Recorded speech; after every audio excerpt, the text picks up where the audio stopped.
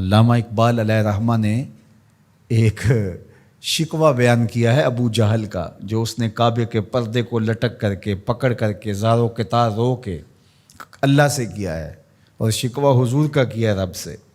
ابو جہل نے کہا کہ اس نے قریش کی عزت کو، ہمارے تفاخر کو خاک میں ملا دیا ہے، اور میرا سینہ بڑا زخمی ہو گیا ہے۔ در نگاہ او یکے بالاؤ پست، با غلام خیش بر یک خان نشست، کہ اس کی تو نظر میں اونچ نیچ ہے ہی نہیں، یہ تو غلام کے ساتھ بیٹھ کے کھانا کھا لیتا ہے، تو اگر یہ دین یہ لے کر آیا ہے تو پھر قریش کا وقار کدھر جائے گا؟ یہ کعبہ کے پردے سے لپٹ کر کے اللہ سے شکایتیں حضور کی لگا رہا ہے ابو جہل۔ اللہ اکبر۔ تو وہ غلام کو انسان نہیں سمجھتے تھے۔ جب غلام آقا کے جوتے اذن کے بغیر چھو بھی نہ سکے، میرے حضور معراج سے واپس پلٹیں اور کہیں بلال تو کون سے نیک عمل کرتا ہے، جنت میں تیرے قدموں کی آہٹ سنتا رہا۔ کیا خیال ہے اس ایک جملے نے دور غلامی کی ساری تھکن اتار نہیں دی ہوگی، اور بلال فرش سے اٹھ کے فراز عرش پہ نہیں پہنچ گیا ہوگا۔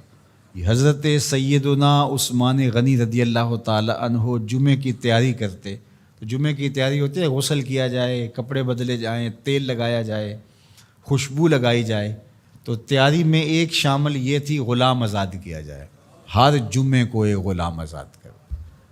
حضرت عبد الرحمن بن عوف رضی اللہ تعالی عنہ نے حضور کی دی گئی ترغیب سے زندگی میں 30,000 غلام آزاد کیے۔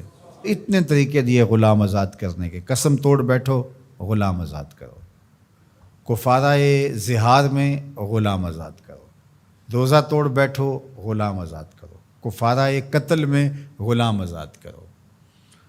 ویسے ترغیب دی تو آج دیکھتے ہیں کہ غلام نہیں ہیں۔ اسلام نے اتنے طریقے دیے، اور کافر کو بھی آزاد کرنے کا ثواب ہے، مومن کو بھی آزاد کرنے کا ثواب ہے۔ لازمی نہیں کہ مسلمان غلام کو آزاد کرو، کافر غلام ہے تو اس کو بھی آزاد کرو، اس کا بھی تمہیں ثواب ملے گا، ایک جان کو آزاد کرنا ہے۔ اور پھر ہوا کیا کہ مسلمانوں نے غلام آزاد کرنے شروع کر دیے۔ آدھی دنیا غلاموں سے بری ہوئی تھی، آدھی آقاؤں سے بری ہوئی تھی۔ اب غلام آزاد ہو گئے اور وہ امتیاز بندہ و آقا ختم ہو گیا، ایک صالح پاکیزہ معاشرت وجود میں آئی، اور وہ وقت زمانے نے دیکھا کہ حضرت عمر رضی اللہ تعالی عنہ نے مکے کے گورنر کو بلایا کسی کام کے لیے مدینے، تو انہیں پوچھا کہ اپنے پیچھے کس کو اپنا قائم مقام گورنر بنا کے آئے ہو؟ تو انہوں نے کہا ابن ابزے کو۔ انہوں نے کہا یہ ابن ابزے کون ہے؟ میں نہیں جانتا۔ کہا یہ ایک غلام ہے۔ تو کہا اے غلام کو گورنر بنا آئے ہو؟ کہا کہ وہ قرآن جانتا ہے۔ تو حضرت عمر رضی اللہ تعالیٰ عنہ نے کہا مجھے حضور کا فرمان یاد آ گیا، یہ قرآن لوگوں کو پستیوں سے اٹھا کے بلندیوں تک لے جائے گا۔ غلام گورنر بنے۔ ہندوستان کے اندر باقاعدہ ایک خاندان غلامہ گزرا ہے، جس طرح خلجی حکمران ہوئے، مغل حکمران ہوئے، ایک باقاعدہ خاندان غلامہ تاریخ پڑھیں، وہ باقاعدہ بادشاہ بنے۔ تو یہ تاریخ ہے۔ بھلا غلاموں کو اس مسند پہ بٹھایا جا سکتا تھا، سوچا بھی جا سکتا تھا، اپنے ساتھ بیٹھ کے کھانا کھلانا، اس پہ شکایتیں لگا رہا ہے رب کے حضور، کعبے کے پردے کو تھام کے ابو جہل کہ از محمد سینہ ما زار زار، ہمارا سینہ زخمی ہو گیا ہے۔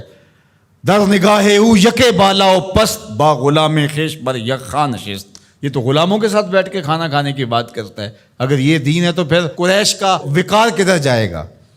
لیکن حضور نے غلاموں کو عزت دی، ان کو وقار دیا۔ اللہ اکبر۔ انسانیت آزاد ہی میلاد والے رسول کے صدقے سے ہوئی ہے۔